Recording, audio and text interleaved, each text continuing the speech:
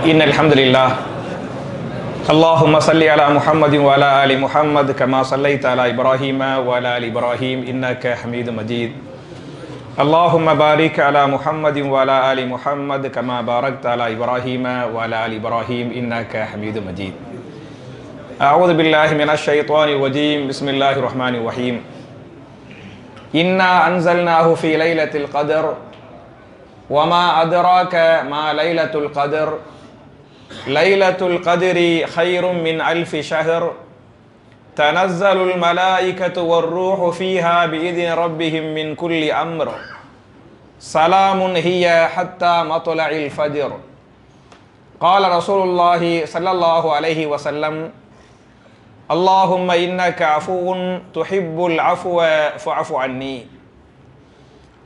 கண்ணியத்திற்குரிய சகோதர சகோதரிகளே, புனிதமான ரமலான் மாதத்தில் 23வது ஒற்றைப்படை இந்த தராவீஹ் தொழுகையை முடித்துவிட்டு மார்க்கத்தின் சில செய்திகளை கேட்டு அதன் பிரகாரம் அமல் செய்வதற்காக நாம் எல்லாம் இங்கே ஒன்று கூறுகிறோம். அல்ஹம்துலில்லாஹ் அல்ஹம்துலில்லாஹ் அல்ஹம்துலில்லாஹ் அல்ஹம்துலில்லாஹி ரப்பில் ஆலமீன். இந்த ரமலான் மாதத்தை அடையக்கூடிய பாக்கியத்தை நம்ம எல்லாருக்கும் கொடுத்த அல்லாஹ்வுக்கே எல்லா புகழும் அல்ஹம்துலில்லாஹ். இது மாதிரி இன்னும் பல்லாண்டுகள் ஆரோக்கியத்தோடு ரமலான் மாதத்தை அடையக்கூடிய பாக்கியத்தையும் அந்த மாதத்தில் பல்வேறு இபாதத்துகள் பண்ணக்கூடிய பாக்கியத்தையும் நாம் எல்லோருக்கும் அல்லாஹ் தந்தருள்வானாக. நம்முடைய வியாபாரம், நம்முடைய குடுக்கல் வாங்கல், நம்முடைய ஆரோக்கியம் எல்லாத்திலையும் அல்லாஹ் பரக்க செய்வானாக. நம்முடைய பிள்ளைகள், நம்முடைய பேர பிள்ளைகள் எல்லாருக்கும் அல்லாஹ் பரக்க செஞ்சு நம்ம எல்லாருடைய என்ன ஹலாலான ஹாஜத்துகளோ தேவைகளோ அவைகளை அல்லாஹ் முழுமையாக நிவர்த்தி பண்ணி நம்முடைய பாவங்களை அல்லாஹ் மன்னித்து அருள்வானாக என்கிற துவாவோடு இந்த புனிதமான இரவுல, ஏன்னா இந்த இரவு கூட எந்த இரவா இருக்க வாய்ப்பு இருக்குது? லைலத்துல் கத்ர் என்று சொல்லக்கூடிய புனிதமிக்க இரவாக இருக்க வாய்ப்பு இருக்குது.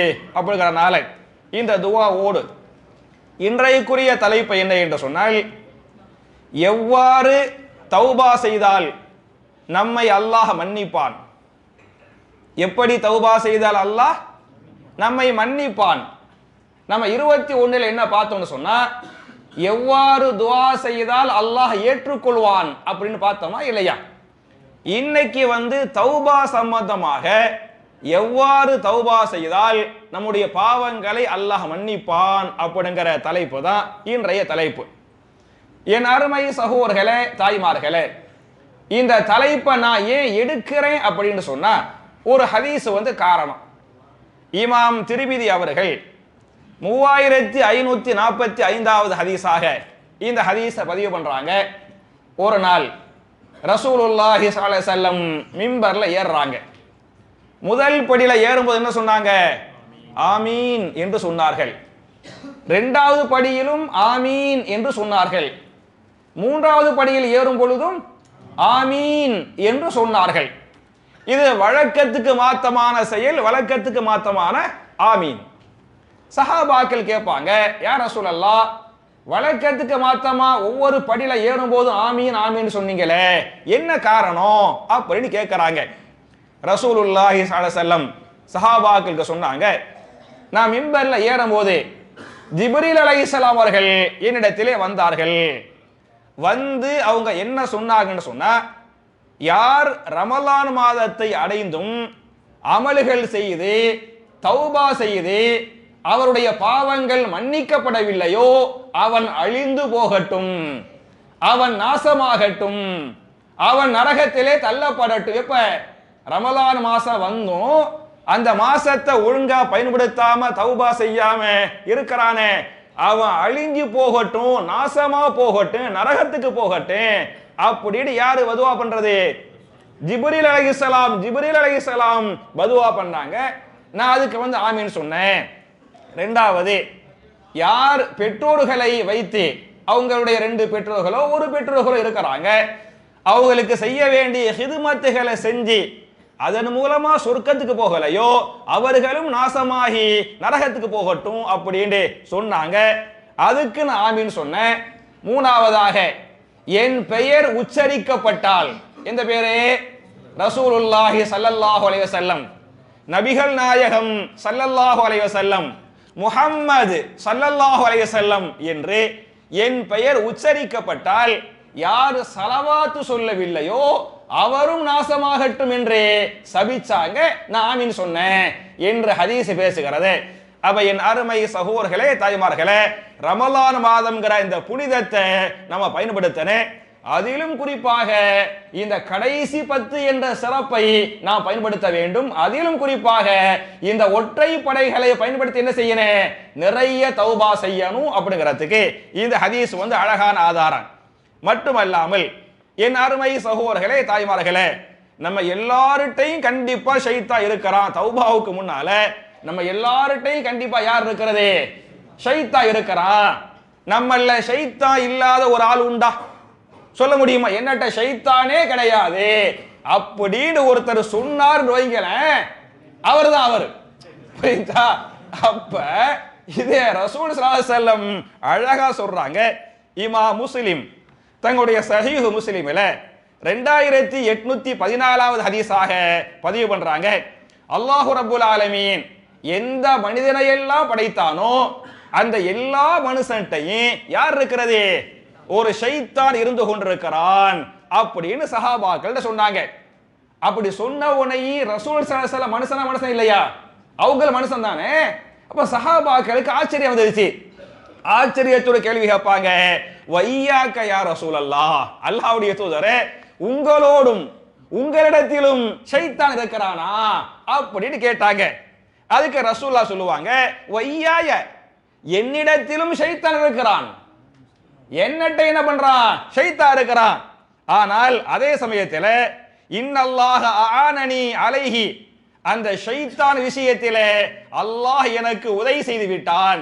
என்ன உதவி செய்து விட்டான் என்று சொன்னால், ஃபாஸலம, அவன் எனக்கு கட்டுப்பட்டு விட்டான். புரியுதா? நம்மளையெல்லாம் பல்வேறு சமயங்கள்ல ஷைத்தான் கட்டுப்படுத்துகிறான். ஆனால் நபிகள் நாயகத்தை பொறுத்தவரை அல்லாஹ் எனக்கு செய்த மாபெரும் அருள், மாபெரும் உதவி என்ன என்று சொன்னால், ஷைத்தானை அல்லாஹ் எனக்கு என்ன செய்து விட்டான்? கட்டுப்படுத்தி விட்டான். மட்டுமல்லாமல் ஃபலா யமுருனி, ஷைத்தான் எனக்கு கட்டளையிட மாட்டான். எதை தவிர என்று சொன்னால், இல்லா பி ஹைரின், ஹைரை தவிர. என் கூட ஷைத்தான் இருக்கிறான் பாருங்க, அவன் எனக்கு என்னதான் சொல்லுவான்? இந்த நன்மைகளை செய்யுங்க, அந்த நன்மைகளை செய்யுங்க, அப்படித்தான் அந்த ஷைத்தான் சொல்லுவானே தவிர வேற என்னையெல்லாம் அவனால் ஒண்ணுமே செய்ய முடியாது அப்படின்னு ரசூலுல்லாஹி ஸல்லல்லாஹு அலைஹி வஸல்லம் சஹாபாக்களுக்கு சொல்லிருக்கிறாங்க என்று இந்த ஹதீஸ் பேசுகிறது. அப்ப நம்ம எல்லாரோடையும் ஷைத்தான் இருக்கிறாங்கிறனால நம்ம என்ன செஞ்சிருவோம்? பாவம் கண்டிப்பா நம்ம எல்லாம் செய்வோம். மட்டுமல்லாமல் அதனாலதான் ஒரு புள்ள பிறந்தவனையுமே அந்த புள்ளைக்கு ஒரு துவா ஓதி ஊதணும். புரியுச்சா? ஆனா நம்மளெல்லாம் பல பேர் உல்டா தானே, நம்ம எல்லாம் உல்டா வேலையை செய்வோம். என்ன செய்வோம் அப்படின்னு சொன்னா, புள்ள பிறந்தவனையுமே அசரத்தே வருவாரு. அசரத்தே ஒரு காதுல பாங்கு, இன்னொரு காதுல இகாமத்து. நீங்கள் என் அருமை சகோதரர்களே, தாய்மார்களே, ஒன்றை புரிந்து கொள்ளுங்கள். இந்த பாங்கு என்பதும் இகாமத் என்பதும் எதற்கே உரியது என்று சொன்னால், ஃபர்லான தொழுகைக்கு மட்டும்தான் பாங்கு, ஃபர்லான தொழுகைக்கு மட்டும்தான் இகாமத்து. ஃபர்ல் 5 வேளை ஃபர்ல் தொழுகையை தவிர, அந்த ஃபர்லை தவிர எந்த தொழுகைக்கு என்ன இல்லை? பாங்கும் இல்லை, இகாமத்தும் இல்லை. நம்ம தராவிஹ் தொழுதமே பாங்கு சொன்னமா, இகாம சொன்னமா? பெருநாள் தொழுகை தொழுகிறோமே பாங்கு சொல்றோமா, இகாம சொல்றோமா? மலைஹி தொழுகை தொழுகிறோமே பாங்கு இகாம சொல்றோமா? இந்த பாங்கு என்பது, இகாமத் என்பது எதற்கு உரியது? ஃபர்து தொழுகைக்கே உரியது. ஆனா ஹஸரத் ஒரு காதுல பாங்கு சொல்லுவாரு, மறு காதுல என்ன பண்ணுவாரு? இகாமத் சொல்றாரு. இப்படி எங்கேயுமே அப்படிங்கிற சஹீஹான ஹதீஸ் இப்படி பெருசா இல்லை. ஆனால் என்ன இருக்குது அப்படின்னு சொன்னா, உங்களுக்கு தெரியும், மரியம் அலைஹிஸ்ஸலாம் அவர்கள், அவங்களுடைய தாயார் அவங்கள பெத்தெடுத்தாங்கல்ல, அவங்க தாயார் பெத்தெடுத்தவனையுமே மரியம் அலைஹிஸ்ஸலாத்துக்கு குழந்தையா இருக்கும் போதே ஒரு துவாவை ஓதி ஊதுனாங்க என்கிற இந்த வரலாற்று செய்தியை இந்த திருமறை குர்ஆனிலே சூரா ஆல இம்ரான் என்று சொல்லக்கூடிய 3வது அத்தியாயத்தின் 36வது வசனத்தில் அல்லாஹ் பேசுகிறான். வஇன்னி சம்மைத்துஹா மரியம் வஇன்னி உஈதுஹா பிக வதுர்ரியதஹா மினஷ் ஷைத்தானிர் ரஜீம். யார் ஓதுறது? மரியத்துடைய தாயார் சொல்றாங்க, இன்னி சம்மைத்துஹா மரியம், நான் உனக்கு மரியம் என்று பெயர் வைத்து விட்டேன். பேர் வச்சது யாரு?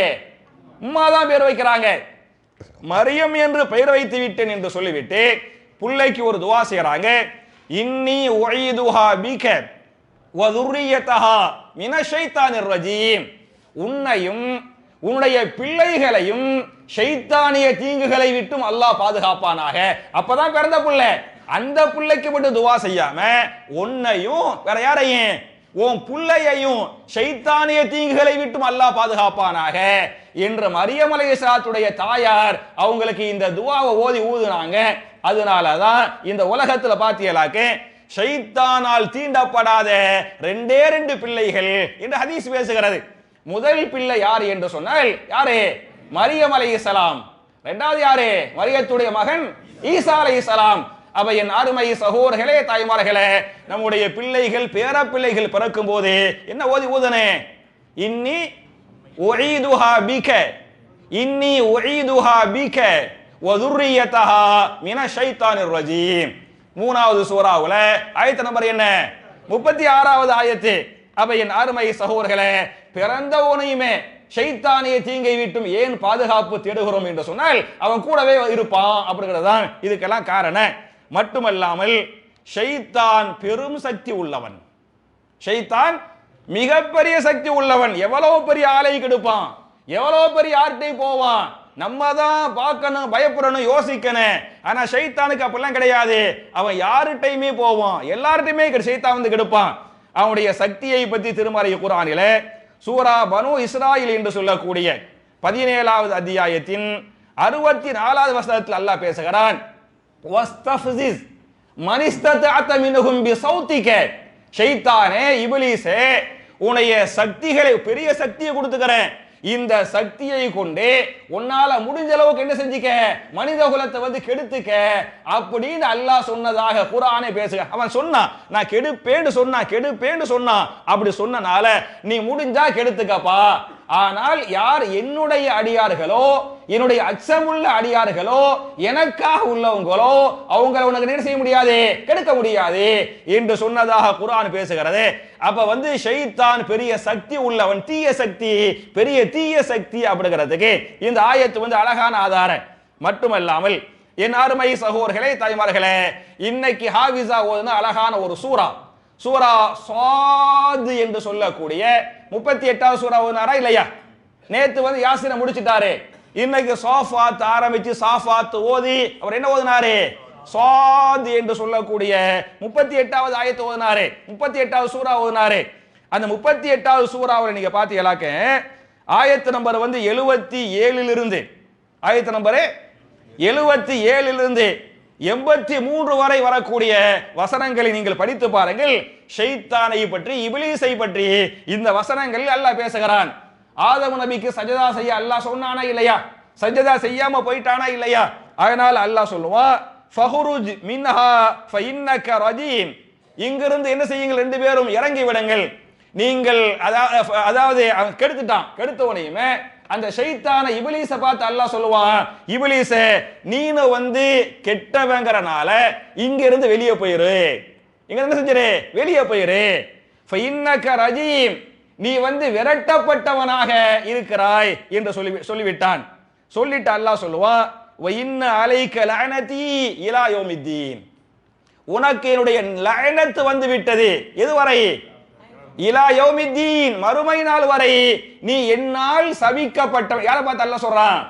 இப்லீஸை பார்த்து அல்லாஹ் சொல்றான், நீ வந்து கியாமத் வரையில என்னால் சபிக்கப்பட்டவன் என்று அல்லாஹ் சொன்னான். அப்படி சொன்ன உடனேயுமே கால இப்லீஸ் கேட்கிறான், ரப்பி அன்லிர்னி, ரப்பி ஃபஅன்லிர்னி இலா யௌமி யுபாஸூன், என் ரப்பே, எனக்கு நீ அவகாசம் தருவாயாக, என்னை நீ மௌத்தாக்கி விடாதே, என்னை நீ உயிரோடு வாழச் செய்வாயாக. எதுவரை என்று சொன்னால் இலா யௌமி யுபாஸூன், எதுவரை? மறுமை நாள் வரை. சூறு ஊதப்படுமா இல்லையா? சூறு ஊதப்படுற வரையில யா அல்லாஹ் என்னை மௌத்தாக்கிறாத அல்லாஹ் அப்படின்னு யார் கோரிக்கை வச்சது? இப்லீஸ் வந்து கோரிக்கை வச்சா. அதுக்கு அல்லாஹ் சொன்னா, கால அல்லாஹ் சொன்னான், ஃபஇன்னக மினல் முன்லரீன், உன்னுடைய கோரிக்கையை நான் ஏற்றுக்கொண்டு விட்டேன், உன்னை மௌத்தாக்க மாட்டேன். எதுவரை மௌத்தாக்க மாட்டேன்? இந்த சூறு ஊதுவான்ல, சூறு மலைக்கு ஊதுவாங்கல்ல, அதை ஊதி வானம் பூமி அப்படி அழிக்கப்படும்ல, அதுவரை உனக்கு மௌத்து இல்லப்பா. இலா யௌமில் வக்தில் மஅலூம், குறிப்பிட்ட ஒரு வக்து வர உனக்கு மௌத்தே இல்லை அப்படின்னு அல்லாஹ் சொல்லிடுவான்.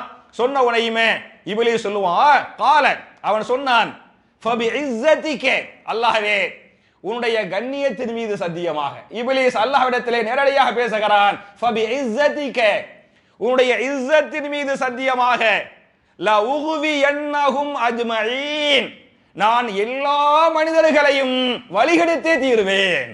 புரியுதா? நேரடியாக அல்லாஹ் சொல்றான், அல்லாஹ் மேல சத்தியம் என்று சொல்கிறான். லா உகுவியன்னக, கண்டிப்பாக நான் வழிகெடுப்பேன். யாரை எல்லாம் என்று சொன்னால் ஒரு ஆளை ரெண்டு ஆளை கிடையாது, அஜ்மஈன், 50 பேரை வழிகெடுத்துருவேன் என்று சொல்லிவிட்டு, ஆனால் இல்லா இபாதக்க மின்ஹுமுல் முஹ்லஸீன், உன்னுடைய நல்ல அடியார்களை தவிர. எந்த நல்ல அடியார்கள்? யாரு உனக்கு பயப்படுறாங்களோ, மறைவிலை உனக்கு பயப்படுறாங்களோ, தனிமையிலே உனக்கு பயப்படுறாங்களோ, உனக்காக எல்லா காரியங்களை பண்றாங்களோ, அவர்களை தவிர பாக்கி எல்லாரையும் நான் கெடுத்துருவேன் என்று சொன்னதாக திருமறை குர்ஆன் பேசுகிறது.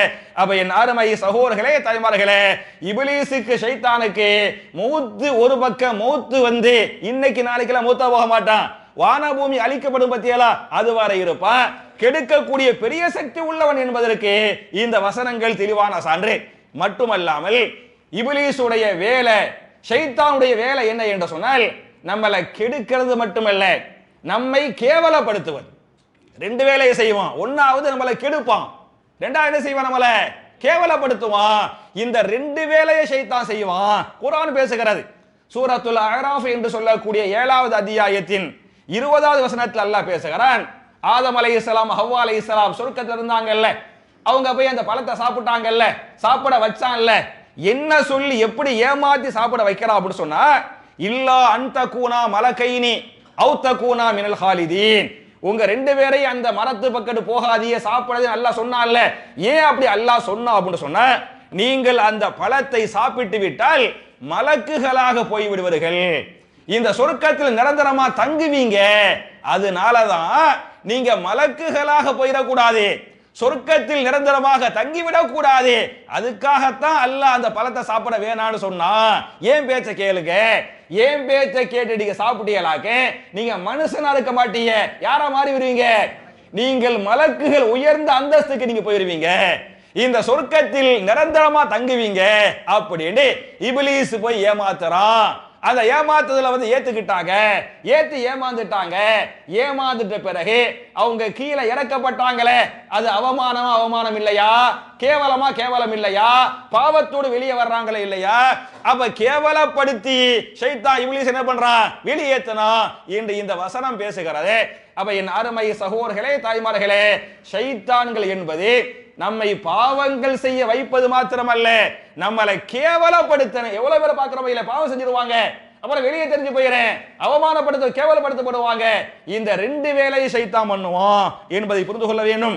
மட்டுமல்லாமல் என் அருமை சகோதரர்களே, தாய்மார்களே, ஷைத்தான் வந்து அதிகமான விளையாட்டை, அதிகமான பாவத்தை எந்த வகையில் செய்ய வைப்பான் என்று சொன்னால், பெண்கள் விஷயத்தில் பாவங்களை செய்ய வைப்பான். புரிஞ்சா?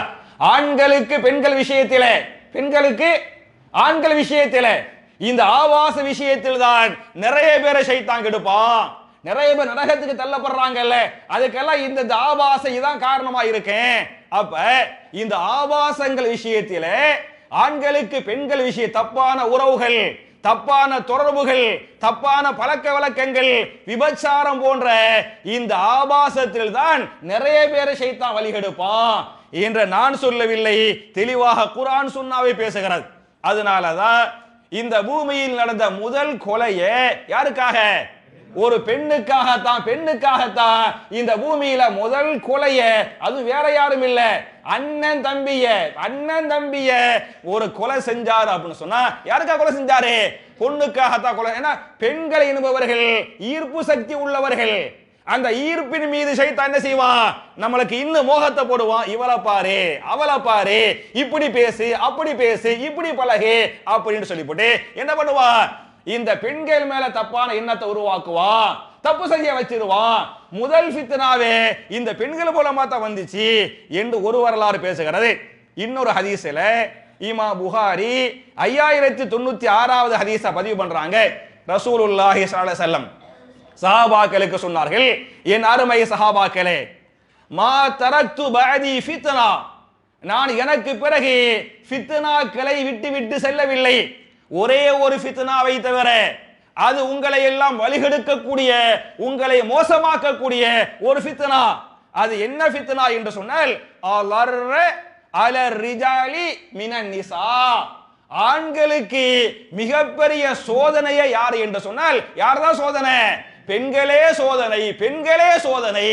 எனவே என் அருமை சஹாபாக்களே, நீங்கள் பெண்கள் விஷயத்தில் மிகுந்த கவனத்தோடு இருந்து கொள்ளுங்கள். நீங்கள் பெண்கள் விஷயத்திலே அல்லாஹ்வை அதிகமாக அஞ்சு கொள்ளுங்கள் என்று நபிகள் நாயகம் ஸல்லல்லாஹு அலைஹி வஸல்லம் சஹாபாக்கள் சொல்லிருக்கிறாங்க என்று ஹதீஸ் பேசுகிறாங்க. அப்ப ஷைத்தான் வழிகெடுப்பான். நம்மள மாதிரியான மக்களை எல்லாம் நம்மள போய் சாராயம் குடிக்க வைப்பானா? வைக்க மாட்டான், வைக்க முடியாது. நம்மள போய் கொலை பண்ண வைப்பானா? வைக்க மாட்டான், வைக்க முடியாது. அந்த மாதிரி அசிங்க பெரிய பாவத்தை செய்ய மாட்டோம். ஆனா எந்த வேலையை செய்ய ஆரம்பிச்சிருவான்னு சொன்னா, இந்த மாதிரி தப்பா பாரு, இந்த போட்டோவை பாரு, இந்த வீடியோவை பாரு, இந்த படத்தை பாரு, இவள்கிட்ட சொன்ன கொஞ்சம் பேசி பாரு அப்படின்னு இந்த ஆண் பெண் விஷயத்தில் ஷைத்தான் வந்து வழிகெடுத்துருவான் என்பதை நாம் மிகுந்த கவனத்தோடு இருக்க வேண்டும். மட்டுமல்லாமல் இன்னொரு ஹதீஸ இமாம் புகாரி தங்களுடைய சஹீஹுல் புகாரியின் 660வது ஹதீஸாக இந்த ஹதீஸை பதிவு பண்றாங்க. உங்க எல்லாருக்குமே தெரிஞ்ச ஹதீஸ். நாளை மறுமையிலே மஹ்ஷரிலே உங்களுக்கு நான் என்னுடைய பழைய பயான்ல பேசியிருக்கிறேன். மஹ்ஷர் வந்து எங்க இருக்கும்? இந்த பூமியிலையா வானத்திலையா? எங்க இருக்கு மஹ்ஷர்? மஹ்ஷர் மைதானம். மாஷா அல்லாஹ் தபாரக் அல்லாஹ். மஹ்ஷர் மைதானம் என்பது வானத்தில் அல்ல, இந்த பூமியில. ஆனா இந்த பூமி அல்ல, இந்த பூமி அல்ல. அல்லாஹ் என்ன செய்வான்? இந்த பூமியை அழித்து விட்டு புதிய பூமியை அல்லாஹ் படைப்பான். வெள்ளை வெளியேற என்ற பூமியை அல்லாஹ் படைப்பான். அந்த பூமியில் இரத்தம் சிந்தப்படாத பூமியாக இருக்கேன், அந்த பூமியில் பாவங்கள் செய்யப்படாத பூமியா இருக்கேன். அப்படி இங்கே புதிய பூமியை அல்லாஹ் படைத்து அந்த பூமியில் வைத்துத்தான் உங்கள் எல்லோரையும் அல்லாஹ் விசாரிப்பான் என்று ஹதீஸ் பேசுகிறது. அந்த புதிய பூமியில பாத்தீங்களாக்க எதுவுமே, எந்த பில்டிங்குகளோ மரங்களோ செடி கொடிகளோ என்ன எதுவுமே இருக்காது, நிழலே இருக்காது. நிழல் இல்லாத சமயத்துல சூரியன் எல்லாம் என்ன செய்வான்? பக்கத்துல கொண்டு நிப்பாட்டி வைப்பான். அப்படி வைக்கும் போது மக்கள் எல்லாம் யா நஃப்ஸி யா நஃப்ஸி, சாதாரண மக்கள் அல்ல, நபிமார்களே நபிமார்களே, யா நஃப்ஸி யா நஃப்ஸி, அல்லாஹ்வே என்னை காப்பாத்தி விடு அப்படின்னு சொல்லுவாங்கல்ல. அந்த சமயத்துல அல்லாஹ் ரப்பல் ஆலமீன் 6 பேருக்கு தன்னுடைய அரிசி நிழலை கொடுப்பான இல்லையா? அந்த 6 பேரில் ஒருவர் யார் என்று சொன்னால் வரஜுலுன், ஒரு ஆண். ஒரு ஆண் 7 பேருக்கு இல்லையா? 7 பேருக்கு அரிசி நிலை கொடுப்பான். அதுல ஒருத்தர் யாருன்னு சொன்னா வரஜுலுன், ஒரு ஆம்புல. தலபத்துஹு இம்ராஅத்துன், அந்த ஆணை தப்பு செய்வதற்காக ஒரு பெண் அழைக்கிறாள். ஒரு பெண்ணை என்ன பண்றா? அது பெரிய சக்தி. அதாவது இவன் தப்பு பண்ண போய் அவங்க மாட்டுனா தப்பிச்சு வந்துடுவா. அவங்களே வாண்டு கூப்பிட்டு எல்லா விதமான சௌரியங்கள் அவங்களே பண்ணி வாய்ப்பு வசதிகளை அவங்களே செஞ்சு கொடுத்து வா அப்படின்னு கூப்பிடுறா. அந்த பெண் எப்படிப்பட்ட பெண் என்று சொன்னால் தாத்து மன்சபின் வ ஜமாலின், அழகான பெண்மணி, அழகான குடும்பத்தில் பிறந்த, கண்ணியமிக்க குடும்பத்தில் பிறந்த பெண்மணி, கண்ணியமான குடும்பத்தில் பிறந்த பெண்மணி, அழகான பெண்மணி, தப்பு செய்ய வாய்ப்பு இருக்கிறது. அப்படிப்பட்ட ஒரு பெண் என்னோடு தப்பு செய்ய, விபச்சாரத்துக்கு வா என்று ஒரு பெண் அழைக்கிறாள். இவனுக்கு வாய்ப்பு இருக்கிறது. இவன் நினைத்தால் ஜினா பண்ண முடியும், விபச்சாரம் பண்ண முடியும், அதை ஊர் உலகத்திற்கு தெரியாமல் மறைத்து விடவும் முடியும். அந்த சமயத்தில் அந்த ஆண் சொல்கிறான், இன்னி அகாஃபுல்லாஹ், நான் அல்லாஹ்வுக்கு அஞ்சுகிறேன், அல்லாஹ்வுக்கு பயப்படுகிறேன் என்று சொல்லி விலகி வர்றான்ல, அவனுக்கு அல்லாஹ் ரப்புல் ஆலமீன் எதை கொடுப்பான்? அரிசி நிழலை கொடுக்கிறான் என்று ஹதீஸ் பேசுகிறது. அப்ப என் அருமை சகோதரர்களே, என் அருமை தாய்மார்களே, எதுக்கு இது சொல்ல வர்றா அப்படின்னு சொன்னா, நிறைய பாவங்கள் இந்த ஆண்களுக்கு பெண்கள் மூலமாக, பெண்களுக்கு ஆண்கள் மூலமாக தப்பு நடக்குது. அதனால நிறைய பேர் அசிங்கப்பட்டு போறதுக்கு, குடும்பமே சீரழிஞ்சு போறதுக்கு அது காரணமாக இருக்கிறது. ஒரு ஆண் பெண் தாய் தந்தை ஒரு தப்பு பண்றாங்க, இல்ல தாய் பண்றாங்க தந்தை பண்றாங்கன்னு சொன்னா பிள்ளைங்களுக்கு தெரியுமா தெரியாதா? பிள்ளைங்களுக்கு தெரியும். ஒன்னு அவங்க ரெண்டு பேருக்கு மத்தியில் சண்டை வரேன், அவங்க கணவன் மனைவிக்கு மத்தியில சண்டை வரேன், பிள்ளைங்க பார்ப்பாங்க. பிள்ளைங்களுடைய மனசுல காயமா ஏற்படும். அந்த காயம் ஏற்படுவது நம்ம அம்மா இப்படி நம்ம அத்தா அப்படி அப்படின்னு சொன்னா நம்ம பிள்ளை எப்படி ஒழுக்கமா வளரேன்? ஒழுக்கமா வளர்றதுக்கு வாய்ப்பு வந்து குறைஞ்சு போயிறேன். நம்முடைய பிள்ளைகள் ஒழுக்கமான பிள்ளைகளாக வளரணும், சாலிகான பிள்ளைகளா இருக்கணும் அப்படின்னு சொன்னா நம்ம தான் பிள்ளைங்களுக்கு வழிகாட்டணும். நம்ம தப்பு பண்ண நம்ம டிவியை பார்த்துக்கிட்டு நம்ம வீடியோவை பார்த்துக்கிட்டு நம்ம சினிமாவை பார்த்துக்கிட்டு நீ டிவி பார்க்காத அப்படின்னு சொன்னா பிள்ளை கேட்குமா? கேட்காது. நம்ம சுபஹ் தொழுகைக்கு வராம தூங்கிக்கிட்டு பிள்ளை என்ன சுபஹ் தொழுகைக்கு போகும்னு சொன்னா பிள்ளை என்ன செய்யாது? கேட்காது. அவ அம்மா வாப்பா தான் பிள்ளைங்களுக்கு ஒழுக்கத்தை கட்டுத்தரக்கூடிய முதல் ஆசான்கள். நம்ம ஆளுக்கு எந்த அளவுக்கு செய்வாங்கன்னு சொன்னா பிள்ளைகள்ட்ட சொல்லுவாங்க, வாப்பாவை தேடி ஒருத்தர் வந்து வெளில இருந்து வருவாரு, பெல் அடிப்பாரு, பெல் அடிச்சு வாப்பா இருக்கிறாரான்னு கேட்பாரு, உள்ள இருந்துகிட்டே இல்லைன்னு சொல்லு. இருப்பாரு பாய், இருப்பாரு, இருந்துகிட்டே பிள்ளைகிட்ட சொல்லி விடுவாரு, இல்லைன்னு சொல்லு அப்படிங்குவாரு. தூங்கிக்கிட்டு இருக்கிறேன்னு சொல்லு, முழிச்சுக்கிட்டு தான் சொல்றாரு, முழிச்சுக்கிட்டு சொல்றாரு, தூங்கிக்கிட்டு இருக்கிறேன்னு சொல்லு அப்படிங்குவாரு. அந்த பிள்ளைகிட்ட செய்ய வாப்பா வந்து இல்ல வெளியே போயிட்டாங்க, வாப்பா வந்து தூங்கிக்கிட்டு இருக்கிறாங்க அப்படின்னு சொல்லிவிட்டு ரெண்டு வேலையை நம்ம பிள்ளைகளுக்கு சொல்றோம். ஒன்னே அந்த பிள்ளைய பொய் சொல்ல வைக்கிறோம், ரெண்டாவது இப்படித்தான் பொய் சொல்ல வேண்டும் என்ன செய்யறோம்? அந்த பிள்ளைக்கு கத்து கொடுக்கிறோம். அப்ப சின்ன வயசுலயே நம்ம பிள்ளைங்களுக்கு கத்து கொடுக்கறமே. அதே மாதிரி தப்பான தொடர்புகளை நாம் நடந்து கொண்டு இப்படி இருந்தா பிள்ளைங்களுக்கு தெரியுமா இல்லையா?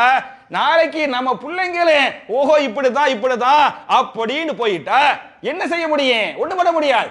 அதனால என் ஆர்மை சகோதரர்களே தாய்மார்களே, நம்ம பிள்ளைங்க ஒழுக்கமான பிள்ளைங்களா இருக்க வேண்டும் என்று சொன்னால் முதல்ல நம்ம என்ன செய்யணும்? ஒழுக்கமா இருக்கணும். தாயும் ஒழுக்கமா இருக்கணும், தந்தை ஒழுக்கமா இருக்கணும். இப்படி நடந்து காட்ட வேண்டும் என்பதை நீங்கள் புரிந்து கொள்ள வேண்டும்.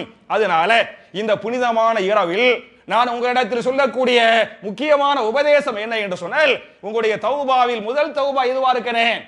யா அல்லாஹ், இந்த மாதிரி சில தப்புகள் சில பேர் இருக்கிற மனுஷன் தானே இருக்கலாம்.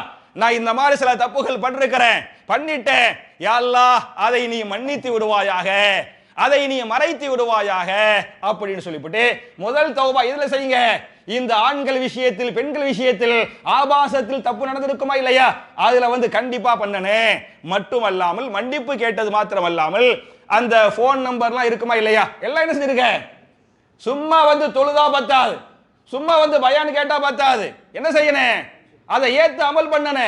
அப்ப போன் நம்பர் உள்ள இருக்கு, அதை நீங்க அழிங்க. அல்லாஹ்வுக்காக என்னைக்கு மௌத்து வரும், ஒரு நோய் வரும், அல்லாஹ் நோயை தருவதற்கு முன்னால், அல்லாஹ் மௌத்தை தருவதற்கு முன்னால், அல்லாஹ்வுடைய அதாபை கண்களில் பார்ப்பதற்கு முன்னால், மலக்குல் மௌத்தை கண்களில் பார்ப்பதற்கு முன்னால் என்ன செஞ்சிருனே? ஆண்களும் சரி பெண்களும் சரி தப்பான தொடர்புகளில் இருந்தால் அது விபச்சார தொடர்புகளாக இருந்தாலும் சரி, அல்லது கள்ள உறவுகளாக இருந்தாலும் சரி, தப்பான பேச்சு தொடர்புகளாக இருந்தாலும் சரி, என்ன செஞ்சிருனே? அதை அழிச்சு நம்பரை அழிங்க. நம்பர் அழிக்கிறது மட்டும் இல்ல, எங்கேயோ டைரியில போய் எழுதி வச்சிருந்தா இன்னைக்கெல்லாம் எந்த அளவுக்கு போச்சு அப்படின்னு சொன்னா, பொண்டாட்டியுடைய நம்பர் தெரியல, மனப்பாடமா தெரியல, யார் நம்பர் தெரியுது? வேற ஆளுடைய நம்பர் தெரியுது அப்படின்னு சொன்னா, அப்ப கல்புல வந்து மனைவியை விட யார் உள்ள இருக்கிறது? இவ வந்து உள்ள இருக்கிறா. அதே மாதிரி பெண்களுக்கு இப்ப நிறைய இந்த சண்டைகள் தலாக்குன்னு ஆகுது பத்தியெல்லாம் நிறைய இந்த இஸ்லாமிய குடும்பம் சீரழிஞ்சு போறதுக்கு காரணம் என்ன? காரணம் இந்த கள்ள உறவுகள், கள்ள தொடர்புகள் என்பதை நீங்கள் புரிந்து கொள்ள வேண்டும். அதனால அல்லாஹ்வுக்காக இது ரமலான் மாதம் புனிதமான இரவு, நான் அந்த நம்பர் அழிச்சிருவேன். ஆண்களும் அழிக்க வேண்டும், பெண்களும் அழிக்க வேண்டும். இந்த மாதிரி தப்பு செய்யவே மாட்டேன் அப்படின்னு அல்லாஹ்ட்ட தௌபா செய்யணும், அல்லாஹ்ட்ட சபதம் எடுக்கணும்.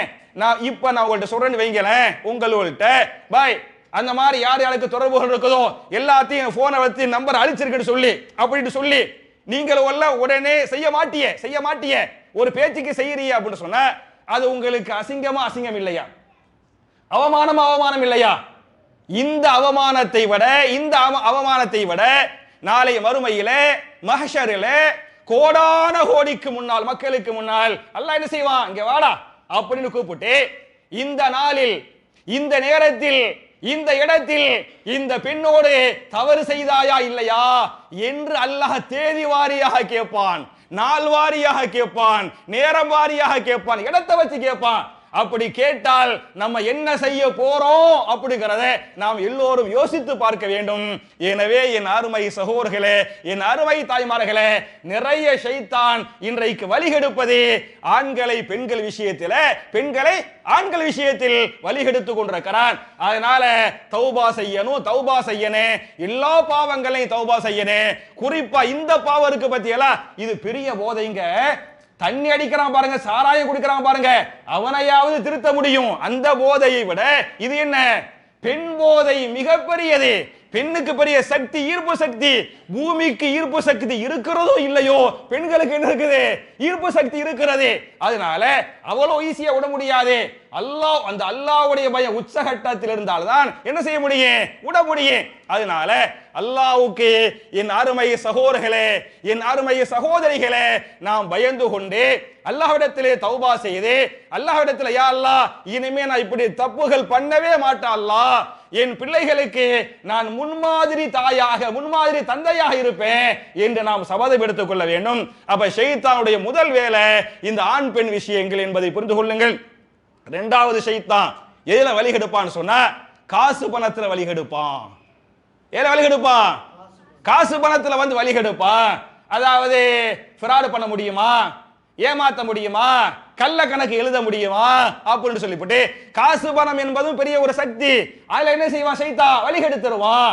ஒரு ஹதீஸ் வருகிறது, எந்த ஒரு மனிதன் பெண்கள் விஷயத்திலும் பொருளாதார விஷயத்திலும் நாணயமாக நேர்மையாக இறையச்சத்தோடு இருக்கிறானோ அவன் உண்மையான மூமின், அவன் சொர்க்கவாசி என்றெல்லாம் நீங்கள் குர்ஆன் சுன்னாவிலே பார்க்கலாம். அப்ப பெண்கள் என்பவர்கள் ஒரு சோதனை பொருள். அது மாதிரி காசு பணம் என்ற திருமறை குர்ஆனிலே சூரத்து தகாபுன் என்று சொல்லக்கூடிய 64வது அத்தியாயத்தின் 15வது வசனத்தில் பேசுகிறான், இன்னமா அம்வாலுக்கும் வௌலாதுக்கும் ஃபித்னா, நிச்சயமாக உங்களுடைய பொருள்களும் உங்களுடைய பிள்ளைகளும் சோதனை பொருள்களே என்று அல்லாஹ் பேசுகிறானே. அப்ப காசு பணம் வந்து ஃபித்னா என்கிறனால உன்னை காசு பணத்துல கரெக்டா இருக்கனே. ரெண்டாவது என்ன செய்யணும், பெண்கள் விஷயத்துல கரெக்டா இருக்கனே. சும்மா தொழுதா, சும்மா நோன்பு வச்சா, சும்மா ஜகாத்து கொடுத்தா, ஹஜ் உம்ரா, அதெல்லாம் ரெண்டாவது மூணாவது. புரிஞ்சா? ஃபர்ஸ்ட் என்ன, ஒழுக்கமா கரெக்டா இருக்கணுங்கிறத புரிஞ்சுக்கிறேங்க. மட்டுமல்லாமல் என் அருமை சகோதரர்களே, என் அருமை தாய்மார்களே, நம்ம அல்லாஹ்ட்ட தௌபா செஞ்சா, அல்லாஹ்ட்ட மன்னிப்பு கேட்டா கண்டிப்பா அல்லாஹ் மன்னிப்பான். கண்டிப்பா அல்லாஹ் மன்னிப்பான். எவ்வளவு பெரிய பாவம் செஞ்சிருந்தாலும் சரி, ஒரு பெண்ணோடு தப்பா பேசிருக்கிறோம், தப்பா பழகி இருக்கிறோம், விபச்சாரமே பண்ணிருக்கிறோம், அல்லாஹ் என்ன செய்வான், மனம் திருந்தி யா அல்லாஹ் என்னை மன்னித்து விடுவாயாக அப்படின்னு மன்னிப்பு கேட்டா அல்லாஹ் மன்னிச்சிருவான். அப்படி மன்னிப்பு கேட்கவில்லை என்று சொன்னால் ஒரு பக்கம் பாவ கணக்கு, இன்னொரு பக்கம் ஒரு நாள் இல்லை ஒரு நாள் அல்லாஹ் கேவலப்படுத்துவான். அதான் யதார்த்தம். தொடர்ந்துல என்னவோ சொல்லுவாங்கல்ல, பல நாள் கல்ல ஒரு நாள் அகப்படுவான், பல நாள் கல்ல ஒரு நாள் அகப்படுவான். சாயம் வெளுக்கும், அசிங்கப்பட்டு போயிடுவோம். சாயம் வெளுப்பதற்கு முன்னால், அசிங்கப்பட்டு போறதுக்கு முன்னால், ஒரு நாள் மாற்றுவதற்கு முன்னால் என்ன செஞ்சுக்கிறனே, அல்லாஹ்வுக்கு பயந்துக்கிறனோ, திருந்திக்கிறனே என்பதை புரிந்து கொள்ளுங்கள். அப்படி தௌபா செய்தால் கண்டிப்பா அல்லாஹ் மன்னிப்பான், கண்டிப்பா அல்லாஹ் மன்னிப்பான். இதை நான் சொல்லவில்லை, அல்லாஹ் ரப்பல் ஆலமீனே திருமறை குர்ஆனிலே சூரத்து ஜுமர் என்று சொல்லக்கூடிய 39வது அத்தியாயத்தின் 53வது வசனத்தில் அல்லாஹ் பேசுகிறான், குல் யா இபாதியல்லதீன அஸ்ரஃபு அலா அன்ஃபுஸிஹிம் லா தக்னது மிர் ரஹ்மத்தில்லாஹ் இன்னல்லாஹ யக்ஃபிரு ذுனூப ஜமீஅன் இன்னஹு ஹுவல் கஃபூருர் ரஹீம். குல், நபியே நீங்கள் மக்களுக்கு சொல்லுங்கள். என்ன சொல்லுங்கள்? யா இபாதியல்லதீன அஸ்ரஃபு அலா அன்ஃபுஸிஹிம், என்னுடைய அடியார்களே, அல்லாஹ்வுடைய அடியார்களே என்று கூப்பிடுங்கள். எப்படிப்பட்ட அடியார்களே? பாவங்கள் செய்தவர்களே, பாவிகளே, அஸ்ரஃபு அலா அன்ஃபுஸிஹிம், மிகப்பெரிய பாவிகளே, மிகப்பெரிய பாவிகளே என்று கூப்பிடுங்கள். மிகப்பெரிய பாவிகளே என்று கூப்பிட்டு சொல்லுங்கள், லா தக்னது மிர் ரஹ்மத்தில்லாஹ், அல்லாஹ்வுடைய ரஹமத்திலிருந்து நீங்கள் நம்பிக்கை இழந்து விட வேண்டாம், அல்லாஹ்வுடைய ரஹமத்தை விட்டும் நீங்கள் நிராசையாகி விட வேண்டாம். ஏன் என்று சொன்னால் இன்னல்லாஹ யக்ஃபிரு ذுனூப ஜமீஅன், நிச்சயமாக நீங்கள் செய்த எல்லா பாவங்களையும் அல்லாஹ் மன்னித்து விடுவான் என்று சொல்லுமாறு அல்லாஹ் ரப்பல் ஆலமீன் நபிகள் நாயகத்திற்கு உத்தரவு போடுகிறானே. இந்த வசனம் ஏன் எப்போது அருளப்பட்டது என்று சொன்னால், ரசூலுல்லாஹி ஸல்லல்லாஹு அலைஹி வஸல்லம் மக்காவுல தாவா செய்வாங்கல்ல, அப்ப ஒரு கூட்டம் இஸ்லாத்துக்கு வருவாங்க, இஸ்லாத்துக்கு வர முயற்சி பண்ணுவாங்க. ஆனா அவங்க எல்லாம் அதுக்கு முன்னால நிறைய கொலை பண்ணிருப்பாங்க, நிறைய விபச்சாரம் பண்ணிருப்பாங்க. அவங்க எல்லாம் அதுக்கு முன்னால பெரும் கொலை செய்தவர்கள், பெரிய பெரிய விபச்சாரம் பண்ணவங்க. அவங்க இஸ்லாத்துக்கு வர்றாங்க. அப்ப ரசூலுல்லாஹ்ட்ட கேட்பாங்க, யா ரசூலல்லாஹ், நாங்க இஸ்லாத்துக்கு வந்துடுறோம், நிறைய விபச்சாரம் பண்ணிருக்கிறோமே, அந்த பாவத்தில் அல்லாஹ் மன்னிச்சிருவானா அப்படின்னு கேட்டாங்க. அப்படி கேட்கும் போதுதான் இந்த வசனத்தை அல்லாஹ் இறக்குகிறான். அப்படி கேட்கும் போதுதான் பெரும் பாவிகளே, பெரும் விபச்சாரம் செய்தவர்களே, உங்களுடைய பாவங்களை அல்லாஹ் மன்னித்து விடுவாங்கிற இந்த ஆயத்து அப்பதான் இறங்குனுச்சு என்று வரலாறு பேசுகிறது. மட்டுமல்லாமல் என் அருமை சகோதரர்களே, என் அருமை தாய்மார்களே, நம்ம செஞ்ச எல்லா பாவத்தையும் தௌபா செஞ்சா அல்லாஹ் மன்னிச்சிருவாங்கிறதுக்கு ஒரு ஹதீஸ பதிவு பண்றேன். இமாம் புகாரி 6443வது ஹதீஸாக இந்த ஹதீஸ பதிவு பண்றாங்க. ரசூலுல்லாஹி ஸல்லல்லாஹு அலைஹி வஸல்லம் சஹாபாக்களுக்கு சொன்னார்கள், என் அருமை சஹாபாக்களே, அதானி ஜிப்ரீல் அலைஹிஸ்ஸலாம் ஆனிஃபன், இப்பொழுது என்னிடத்திலே ஜிப்ரீல் அலைஹிஸ்ஸலாம் வந்தார்கள். வந்து என்ன சொன்னாங்கன்னு சொன்னா, ஃபபஷரனி, எனக்கு நற்செய்தி சொன்னார்கள். ஜிப்ரீல் வந்து என்ன சொன்னாங்க? எனக்கு நற்செய்தி சொன்னார்கள். என்ன நற்செய்தி என்று சொன்னால், மம்மாத்த லா யுஷ்ரிகு பில்லாஹி ஷைஅன் தஹலல் ஜன்னா, யார் ஷிர்க் பண்ணாமல், யார் ஷிர்க் பண்ணாமல் அல்லாஹ்வுக்கு இணை வைக்காமல், இணை வைக்காத நிலையில் மரணித்தார்களோ அவர்கள் தஹலல் ஜன்னா, கண்டிப்பாக சொர்க்கம் செல்வார்கள். நற்செய்தி இல்லையா? நற்செய்தி. அவ ஷிர்க் பண்ணாம இணை வைத்தல் இல்லாம யாரெல்லாம் மூத்தா போயிட்டாங்களோ அவங்க எல்லாம் கண்டிப்பா சொர்க்கத்துக்கு போவாங்க அப்படின்னு ஜிப்ரீல் அலைஹிஸ்ஸலாம் அவர்கள் இப்போது என்னிடத்திலே சொன்னார்கள். அப்படி சொன்னவனையுமே நான் கேட்டேன். யார்கிட்ட கேட்டேன்? ஜிப்ரீல் அலைஹிஸ்ஸலாம் கேட்கிறேன். நான் கேட்டேன், வயின் சரக வயின் ஜனா, அவன் திருடி இருந்தாலுமா, அவன் விபச்சாரம் செய்திருந்தாலுமா, ஷிர்க் பண்ணாம மூத்தா போயிட்டா சொர்க்கம் சொன்னாங்க பாத்தீங்களா, அதை வச்சு அவன் திருடி இருந்தாலும் விபச்சாரம் பண்ணியிருந்தாலுமா அப்படின்னு கேட்டேன். அவங்க ஆமா அப்படின்னு சொன்னாங்க. திருப்பி கேட்டேன், அவன் ஜினா பண்ணியிருந்தாலுமா அப்படி கேட்டேன். ஆமா அப்படின்ட்டாங்க. திருப்பி மூணாவது தடவை கேட்டேன், அவன் ஜினா பண்ணியிருந்தாலுமா அப்படின்னு. ரசூலுல்லாஹ்வுக்கு ஆச்சரியத்தை கேட்கறாங்க, அவன் ஜினா பண்ணியிருந்தாலுமா அப்படின்னு கேட்டேன். ஆமா ஆமா ஆமா, அவன் விபச்சாரமே பண்ணியிருந்தாலும், அவன் திருடியே இருந்தாலும், ஷிர்க் பண்ணாமல் ஷிர்க் பண்ணாத நிலையில் மூத்தா போயிருந்தா அவனுக்கு கண்டிப்பா அல்லாஹ் சொர்க்கத்தை கொடுப்பான் அப்படின்னு ஜிப்ரீல் சொன்னாங்க அப்படின்னு இந்த ஹதீஸ் பேசுகிறது. அப்ப என் அருமை சகோதரர்களே, தாய்மார்களே, நம்ம வந்து தௌபா செஞ்சா கண்டிப்பா அல்லாஹ் என்ன செஞ்சிருவான்? மன்னிச்சிருவான் அப்படிங்கிறதுக்கு இந்த ஹதீஸ் வந்து சான்றா இல்லையா? அதே மாதிரி இன்னொரு ஹதீஸ இமாம் புகாரிய பதிவு பண்றாங்க. 3452வது ஹதீஸ். எந்த பாவம் செஞ்சிருந்தாலும் இது நல்ல ஒரு வாய்ப்பு. ரமலான் மாதத்தை பெறுவது, இந்த கடைசி 10களை அடைவது, ஒத்தை படைகளை அடைவது பெரிய ஒரு வாய்ப்பு. சும்மா தொழுது புட்டு பயான் செஞ்சுட்டு பயான் கேட்டுட்டு போயிடக்கூடாது. அந்த மாற்றம் வரணும், மாற்றம் கண்டிப்பா வேணும். அதுக்கு அழகான ஹதீஸ் இந்த ஹதீஸ்ல ரசூல் ஸல்லல்லாஹு அலைஹி வஸல்லம் சொல்றாங்க, முந்திய காலத்தில் நடந்த ஒரு வரலாற்று செய்தி. ஒரு மனுஷன், முஸ்லிமும் கூட, ஒரு மனுஷன், அவர் முஸ்லிமே, பிசினஸ் பண்ணாரு. என்ன பிசினஸ் பண்றாரு அப்படின்னு சொன்னா, கஃபனை போய் டெய்லி திருடுவாரு. என்ன பண்ணுவாரு? எல்லாரும் மூத்தா போயிட்டு அடக்கம் பண்ணிவிட்டு வீட்டுக்கு வந்துடுவாங்கல்ல, நைட்ல போய் ராமசாமி கந்தசாமி இல்ல, யாரு? அல்லாஹ்வை ஏற்றுக்கொண்ட ஒரு முஸ்லிம், நபி ஏற்றுக்கொண்ட முஸ்லிமே, ஒரு முஸ்லிம் நைட்ல போய் கபரை தோண்டுவார். கபரை தோண்டி அந்த புது கஃபன் இருக்கு பாத்தியாலா, புது கஃபனை அப்படியே கலட்டுவாரு. நம்ம எல்லாம் கபரிஸ்தான் போக பயமா இருக்கு, நைட்ல போறதுக்கு பயமா இருக்கலாம். அவர் நைட்ல தனியா போய் இருட்டுல கபரை தோண்டி அந்த கஃபனை திருடுவாரு. திருடி திருடி காலையில் என்ன செய்வாரு? பிசினஸ். புரிஞ்சா? ஜவுளி கடை வச்சிருந்தாரு. ஜவுளி கடைக்கு முதல்ல எங்க இருந்தா வரும்? கபூர்ல இருந்தா முதல் வரும். புரிஞ்சா? அப்படி பிசினஸ் பண்ணிய ஒரு முஸ்லிம். சரியா? அவர் என்ன பண்றாரு? இப்படி பிசினஸ் பண்ணிவிட்டு ஒரு கட்டத்துல மூத்தா போற நேரத்துல அவருக்கு முடியாம போயிருச்சு, கடைசி நேரமா போயிருச்சு. கடைசி நேரத்துல அப்பதான் அல்லாஹ்வுடைய பயம் வருது. அப்பதான் ஆஹா, ஒரு அசிங்கமான வேலையை செஞ்சிட்டோமே, கேவலமான பாவத்தை செஞ்சிட்டோமே, அல்லாஹ் மன்னிப்பானா மாட்டானா, தண்டிச்சிருவானே, அல்லாஹ் தண்டிச்சா என்ன பண்றது அப்படின்னு அப்பதான் அல்லாஹ்வுடைய பயம் வருது. அல்லாஹ்வுடைய பயம் வந்து பிள்ளைகளை கூப்பிடுறாரு. பிள்ளைகளுக்கு வசியத்து, அந்த இறுதி உபதேசம் சொல்லுவாங்க பத்தியலா, அந்த வசியத்து பண்றாரு. என்ன வசியத்து? நம்ம எல்லாம் வசியத்து பண்ணா, எப்பா இந்த மிஸ்கினுக்கு இவ்வளவு கொடுப்பா, அந்த ஃபக்கீருக்கு அவ்வளவு கொடுப்பா, இந்த பள்ளிவாசல் அப்படித்தான் நம்ம சொல்லுவோம். ஆனா அவர் என்ன வசியத்து பண்ணான்னு சொன்னா, எப்பா நான் மௌத்தா போயிட்டா என்னை நீங்கள் அடக்கம் செய்யாமல் என்னை நீங்கள் எரித்து விடுங்கள். பிள்ளைகளுக்கு சொன்ன வசியத்து என்ன செய்யுங்க, எரிச்சிருங்க. எரிச்சிருது மட்டுமல்ல, அந்த சாம்பலை எடுங்க, சாம்பலை எடுத்து பாதி சாம்பலை காத்தில் தூவி விட்டு விடுங்கள், மீதி சாம்பலை கடல்ல போட்டுருங்க. புரிஞ்சா? ஏன் இப்படி சொல்றாரு? கபூர்ல வச்சுட்டா அல்லாஹ் என்கிட்ட கேள்வி கேட்டுருவான், அல்லாஹ் வந்து தண்டிச்சிருவான், அந்த அல்லாஹ்வுடைய தண்டனைக்கு பயமா இருக்குது, அதனால ஒண்ணு எரிங்க, சாம்பலை கரைங்க, காத்துல தூங்க அப்படின்னு அந்த ஆள் சொல்லிட்டாரு. சொல்லிட்டு மௌத்தாவும் போயிட்டார். மௌத்தா பண்ண உடனேயுமே அப்பன மாதிரி பிள்ளைங்க என்ன இப்படி சொன்னா பிள்ளைங்க செய்யலாமா? பிள்ளைங்களுக்கு நான் சொல்ல வர்றேன், நான் சொன்னேன்ல, நம்மளோ ஒழுங்கா இருந்தா தான் பிள்ளைங்க ஒழுங்கா இருப்பாங்க. நம்மளோ ஒழுங்க இல்லைன்னு சொன்னா பிள்ளைங்க சரிகட்டு போயிருவாங்கிறதுக்கு இந்த ஹதீஸ் வந்து அழகான ஆதாரம்.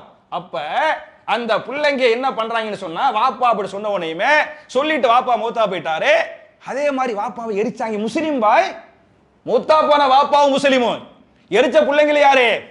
முஸ்லிம். எரித்தார்கள். சாம்பல பாதிய காத்துல பாதிய கடலில் கரைத்து விட்டார்கள். இப்படி கரைச்ச இந்த நிகழ்ச்சி முன்னால் நடந்த ஒரு வரலாற்று செய்தி, நடந்த சம்பவம். ரசூலுல்லாஹ்வுக்கு வஹி மூலமா அல்லாஹ் அறிவிக்கிறான். வஹி மூலமா அல்லாஹ் அறிவிச்சிட்டு அந்த மௌத்தா போயிட்டார்ல, அவரை வந்து அல்லாஹ் எழுப்பி விசாரிப்பான்ல, அவர்கிட்ட அல்லாஹ் கேட்டானா, எப்பா நீ இந்த முடிவுக்கு வந்திய, உன்னைய எரிக்க சொன்னிய, சாம்பலை கரைக்க சொன்னிய, யாப்பா இந்த முடிவுக்கு வந்தா என்று அவனிடத்தில் அல்லாஹ் கேட்டான். அதற்கு அவன் அல்லாஹ்விடத்திலே சொன்னான், ஹஷியத்தக, அல்லாஹ்வே உன்னுடைய பயத்தின் காரணத்தால் நான் இப்படி செய்து விட்டேன், நீ என்னை தண்டித்து விடுவாயோ, கபருடைய அதாவை நினைத்து பார்த்தேன், மஹஷரை நினைத்து பார்த்தேன், நரகத்தை நினைத்து பார்த்தேன், உன் பயம்தான், உன் அச்சம்தான் இந்த முடிவுக்கு என்னை வர வைத்தது என்று அவன் சொன்னான். அவனிடத்திலே அல்லாஹ் சொல்கிறான், ஃபகஃபரல்லாஹு லஹு, அவரை அல்லாஹ் மன்னித்து விட்டான். யாரை மன்னிச்சிட்டான்? கஃன் திருடி பிசினஸ் பண்ணார்ல, எரிக்க சொன்னார்ல, அவரை வந்து அல்லாஹ் என்ன செஞ்சிட்டான்? மன்னிச்சிட்டான். அவர் சொர்க்கத்துக்கு போயிட்டாரு என்று வரலாறு பேசுகிறது, ஹதீஸ் பேசுகிறது. என் அருமை சகோதரர்களே, தாய்மார்களே, எதுக்கு இது சொல்ல வரான்னு சொன்னா, இவ்வளவு பெரிய ஈனத்தனமான காரியத்தை, பாவத்தை நம்ம யாரும் கண்டிப்பாக செய்யவே நினைத்தே பார்க்க மாட்டோம். இப்படிப்பட்ட ஒரு பாவத்தை செய்தவனையே அல்லாஹ் மன்னிக்கும் போது என்னை ஏன் அல்லாஹ் மன்னிக்க மாட்டான்? உங்களை ஏன் அல்லாஹ் மன்னிக்க மாட்டான்? நம்மை கண்டிப்பாக அல்லாஹ் மன்னிப்பான். அதற்கு ஒரே ஷரத்து என்ன என்று சொன்னால், என்ன ஷரத்து? அல்லாஹ்விடத்திலே தௌபா செய்ய வேண்டும், அல்லாஹ்விடத்திலே தௌபா செய்ய வேண்டும். தௌபா செய்தால் ஷிர்க் உள்பட எல்லாத்தையும் அல்லாஹ் மன்னிச்சிடுவான் என்பதை நீங்கள் புரிந்து கொள்ள வேண்டும். மட்டுமல்லாமல் என் அருமை சகோதரர்களே, தாய்மார்களே, நான் தௌபா தௌபான்னு சொல்றேன் பத்தியலா, தௌபானா என்ன? தௌபாண்டா தௌபா, புரிஞ்சா? தௌபானா என்ன? பாவ மன்னிப்புங்கிறது அல்ல தௌபா. தௌபா என்று சொன்னால் பாவத்திற்கு முற்றுப்புள்ளி வைத்தல். புரிஞ்சா பாய்? தௌபா செய்கின்ற மன்னிப்பு கேளுங்கள் அர்த்தம் அல்ல. மன்னிப்பு கேளுங்கள் பிளஸ் அந்த பாவத்தை மறுபடியும் செய்யாதீர்கள், அதான் தௌபா. உங்களுக்கு தெரியும், இஸ்திக்ஃபார் என்பது வேறு, தௌபா என்பது வேறு. இஸ்திக்ஃபார் என்று சொன்னால் ஒரு பாவத்தை செய்து மன வருந்தி மன்னிப்பு கேட்டுவிட்டு அதே பாவத்தை மறுபடியும் செய்து விட்டால் மன்னிப்பு கேட்டோம் பத்தியாலா, அதுக்கு பேர் என்ன? இஸ்திக்ஃபார். தௌபா என்று சொன்னால் பாவத்துக்கு மன வருந்தி அல்லாஹ்ட்ட மன்னிப்பு கேட்டுவிட்டு திருப்பி அந்த பாவத்தை மௌத்து வரை செய்யவில்லை என்று சொன்னால் அதுக்கு பேர் என்ன? தௌபா. தௌபா தௌபா செய்தால் கண்டிப்பா அல்லாஹ் மன்னிப்பான். நீங்க ஹதீஸுகளை பார்த்தீங்களாக்க இமாம்கள் முஹத்திதுகள் தௌபாவை சொல்றாங்க. தௌபாவுக்கு 3 ஷரத்துக்கள். இந்த 3 ஷரத்தோடு நீங்கள் தௌபா செய்தால் கண்டிப்பா அல்லாஹ் மன்னிச்சிடுவான். முதல் ஷரத்து என்ன? பாவம் செய்து விட்ட பிறகு அந்த பாவத்தை நினைச்சு வெட்கப்படணும். பாவத்தை நினைச்சு வெட்கப்படணும். அந்த எந்த பாவமா இருந்தாலும் சரி, நான் சொல்லுகின்ற விபச்சார பாவமாக இருந்தாலும் சரி, திருடு பாவமாக இருந்தாலும் சரி, இன்னும் பல பாவங்களாக இருந்தாலும் சரி, செஞ்ச பாவத்தை நினைச்சு என்ன செய்யணும்? வெட்கப்படணும். இது முதல் ஷரத்து. இரண்டாவது ஷரத்து என்ன என்று சொன்னால் அல்லாஹ்விடத்திலே கையேந்தி அல்லாஹ்வே என்னை மன்னிப்பாயாக, அல்லாஹ்வே என்னை மன்னிப்பாயாக. நபிமார்கள் துஆ செஞ்சாங்கல்ல, ரப்பனா லலம்னா அன்ஃபுஸனா வ இல்லம் தக்ஃபிர் லனா வ தர்ஹம்னா லனகூனன்ன மினல் ஹாசிரீன். கேட்டாங்களா கேட்கலையா? கேட்கறாங்க. யார் கேட்டது? ஆதம் ஹவ்வா கேட்கறாங்க. லா இலாஹ இல்லா அன்த சுப்ஹானக இன்னி குன்து மினல் ஸாலிமீன். கேட்டாங்களா கேட்கலையா? யார் கேட்கிறது? யூனுஸ் அலைஹிஸ்ஸலாம் கேட்டாங்க. நபிகள் நாயகம் ஸல்லல்லாஹு அலைஹி வஸல்லம் ஒரு துஆவை அதிகமா அல்லாஹ்ட்ட கேட்டாங்க, ஒரு தௌபாவை அதிகமா அல்லாஹ்ட்ட கேட்டாங்க. எந்த வார்த்தையில் தௌபா அதிகமா செஞ்சாங்கன்னு சொன்னா சுப்ஹானக அல்லாஹும்ம ரப்பனா வ பிஹம்திக அல்லாஹும்ம இக்ஃபிர்லி, சுப்ஹானக அல்லாஹும்ம ரப்பனா வ பிஹம்திக அல்லாஹும்ம இக்ஃபிர்லி. கீழ போர்டு எழுதி போட்டுருக்கிறோம், புரிஞ்சா? இத வச்சு தௌபா செஞ்சாங்க என்று ஹதீஸ்கள் பேசுகின்றனவே. அப்ப என் அருமை சகோதரர்களே, தௌபா என்று சொன்னால் முதலில் செய்த பாவத்தை நினைத்து வெட்கப்படணும். இரண்டாவது அல்லாஹ்ட்ட மன்னிப்பு கேட்கணும். மூணாவது அந்த பாவத்தை மறுபடியும் செய்யாமல் இருக்க வேண்டும். புரியுதா? நான் ஏற்கனவே சொன்ன மாதிரி போன் நம்பர் ஹீன் நம்பர் இருக்குதா, என்ன பண்ணிடுறேனே, அது உள்ள இருந்தா தானே சைத்தா உள்ள வருவான். அது அம்புட்டா என்ன செஞ்சிடனே, அழிச்சிட்டேன்னு வைங்களே, நம்ம தப்பிச்சிட முடியும். மறுபடியும் தப்பு கிப்பு செய்யாம அல்லாஹ் பாதுகாப்பான் என்பதை புரிந்து கொள்ளுங்கள். அதனால இன்னைக்கெல்லாம் சில பேரை பாத்தியலாக்க பாவங்கள் செய்தவங்கள்ட்ட எங்க இந்த பாவத்தை நீங்க விட்டுருக்கன்னு சொன்னா குறைச்சிக்கிறேன், கொஞ்சம் கொஞ்சமா விட்டுடுறேன். புரிஞ்சா? அடே குறைச்சிக்கிறேன், கொஞ்சம் கொஞ்சமா விடுறேன், இதா முறை? ஒரு முஸ்லிம் ஒரு மூமின் இப்படி சொல்லலாமா? உடனே விடுறேன்னு சொல்லாம குறைச்சிக்கிறே அப்படின்னு சொல்றான்னு சொன்னா, கொஞ்சம் கொஞ்சமா விடுறேன்னு சொல்றான்னு சொன்னா என்ன அர்த்தம்? அவன்கிட்ட அல்லாஹ்வுடைய பயம் இல்ல, தக்குவா இல்ல என்பதை புரிந்து கொள்ளுங்கள். இமாம் புகாரி தங்களுடைய சஹீஹுல் புகாரியின் 7288வது ஹதீஸாக இது ஹதீஸ பதிவு பண்றாங்க. இதா அமர்த்துக்கும் பி அம்ரின் ஃபஅது மின்ஹு மஸ்ததஅதும். நான் ஒரு நன்மையை உங்களுக்கு ஏவினால் நீங்கள் முடிந்த அளவுக்கு செய்யுங்கள். ஒரு நன்மையை செய்ய சொன்னா என்ன பண்ணுங்க? முடிஞ்ச அளவுக்கு நீங்கள் செய்யுங்கள். அதே சமயத்திலே வைதா நஹத்துக்கும் அன் ஷைஇன் ஃபஜ்தனிபுஹு. ஒரு பாவத்தை விட்டு உங்களை தடுத்தால் உடனே விலகி கொள்ளுங்கள். அதாங்க இறையச்சம். அப்ப கொஞ்சம் கொஞ்சமா விலகிக்கிறேன், கொஞ்சம் கொஞ்சமா குறைச்சிக்கிறேன், அதெல்லாம் அல்லாஹ்வை ஏமாற்றுவது, சமுதாயத்தை ஏமாற்றுவது. அப்ப பாவம் என்று தெரிந்து விட்ட பிறகு உடனே அந்த பாவத்துக்கு முற்றுப்புள்ளி வைக்கிறான் பாருங்க, அவனே உண்மையில் தௌபா செய்யக்கூடியவன் என்பதை புரிந்து கொள்ள வேண்டும். ஒரே ஒரு வரலாற்று செய்தியை, ஒரே ஒரு ஹதீஸ சொல்லி நான் முடிக்கிறேன். ஒரு ரெண்ட உங்களுடைய அனுமதியோடு ரெண்ட நான் சொல்லிடுறேன். ஒரு ஹதீஸ் இமாம் முஸ்லிம் தங்களுடைய சஹீஹ் முஸ்லிமில் 1695வது ஹதீஸாக இந்த ஹதீஸை பதிவு பண்றாங்க. நான் ஏற்கனவே இந்த ஹதீஸை நான் பேசி உங்களுக்கு சொல்லியிருக்கிறேன். ஒரு பெண்மணி, காமீதியா குலத்தை சார்ந்த ஒரு பெண்மணி விபச்சாரம் பண்ணிட்டாங்க. தெரியும் உங்களுக்கு இல்லையா? ஒரு பெண்மணி என்ன பண்ணிட்டாங்க? விபச்சாரம் பண்ணிட்டாங்க. விபச்சாரம் பண்ணா யாருக்கு விலகே தெரியாது. அவங்களுக்கு மனசுல அப்படி பதபதக்குது, ஆகா தப்பு செஞ்சிட்டமே, மனசு கொஞ்சம் குத்துது, மனசு ரெண்டா அப்படி அறுக்குது, வெட்டுது.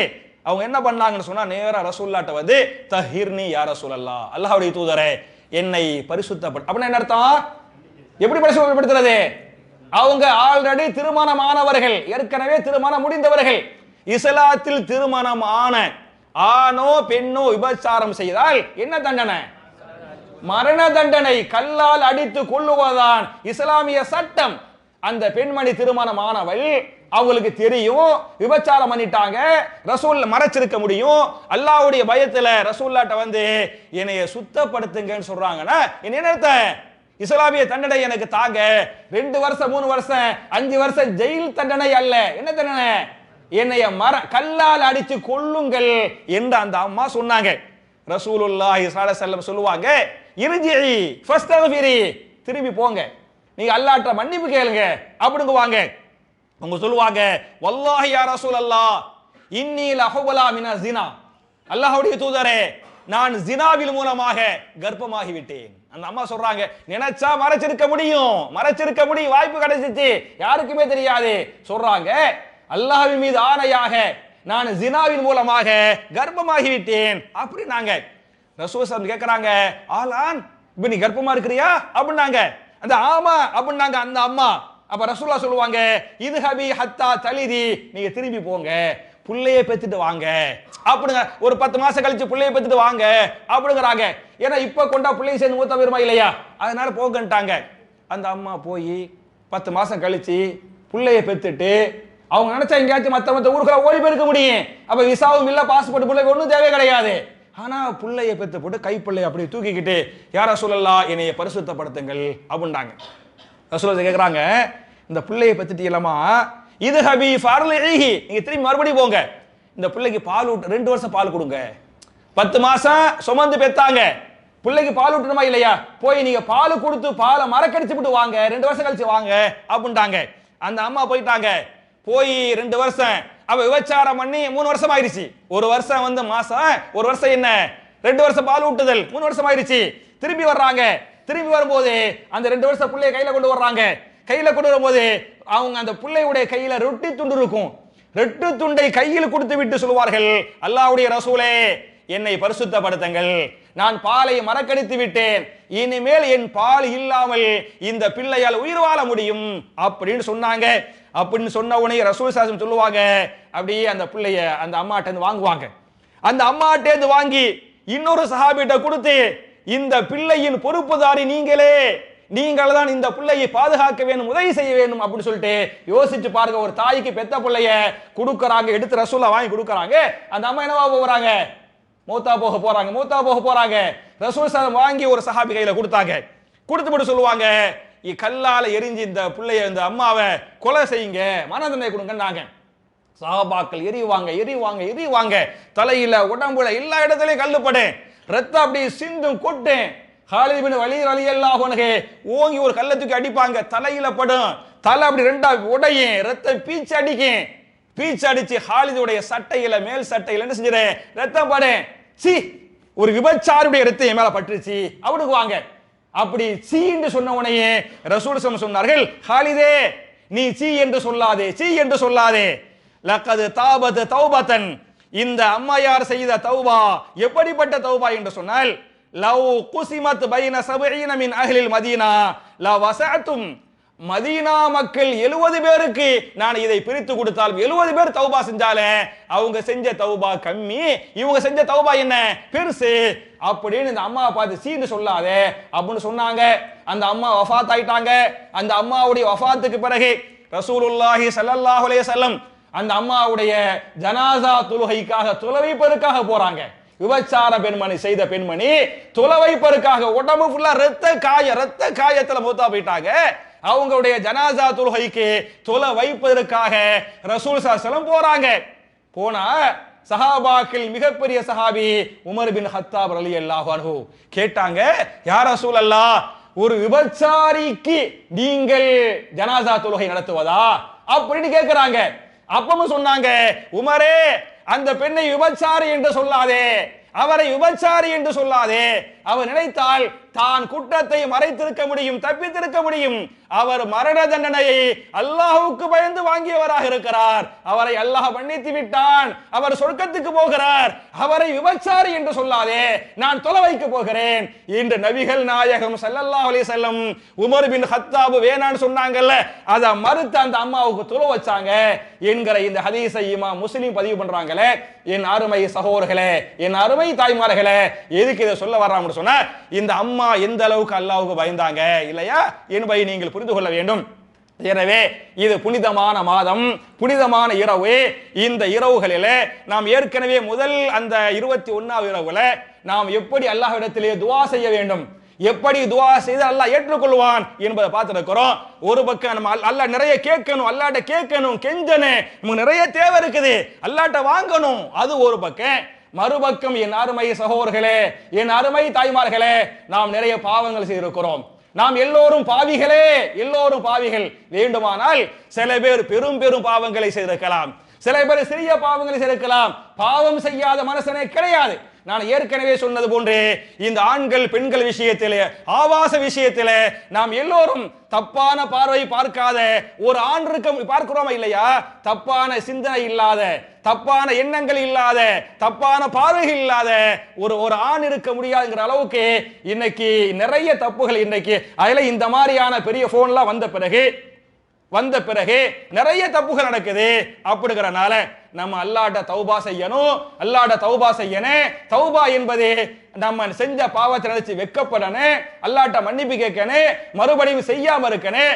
எப்படிப்பட்ட தௌபாவை நாம் செய்ய வேண்டும் என்று சொன்னால், இந்த ஹாமிதியா குலத்தை சார்ந்த பெண்மணி அல்லாஹ்விடத்திலே தௌபா செஞ்சாங்களே, அதுபோன்று தௌபா செய்து நம்முடைய தௌபாக்களை அல்லாஹ் ஏற்றுக்கொண்டு நம்முடைய பாவங்களை அல்லாஹ் மறைத்து நம்முடைய பாவங்களை நன்மைகளாக அல்லாஹ் மாற்றி நாளை மறுமையில் மிக உயர்ந்த சொர்க்கமாகிய ஜன்னத்துல் ஃபிர்தௌஸின் வாரிசுகளாக நாம் எல்லோரையும் நபிமார்களோடு அல்லாஹ் ஒன்று சேர்த்து வைப்பானாக என்ற துஆவோடு முடிக்கிறேன்.